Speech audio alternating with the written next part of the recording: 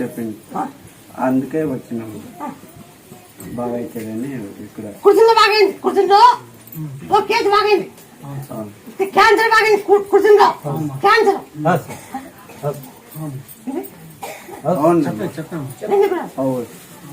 Cancer బాగా అయిందని కూర్చుందో బాగైంది కొని నమ్ముతూ మీరు వచ్చారు. వాళ్ళు క్యాన్సర్ బాగైంది కాబట్టి మీరు వచ్చారు. వచ్చినాము. అవునా? డాక్టర్ చేసేసినాడు, డాక్టర్ చేసేసినాడు, ఎత్తేసినాడు. దీన్ని నేను చెప్తాను, నేను చెప్పిన వాడల్లా ఏం తిన్నా కూడా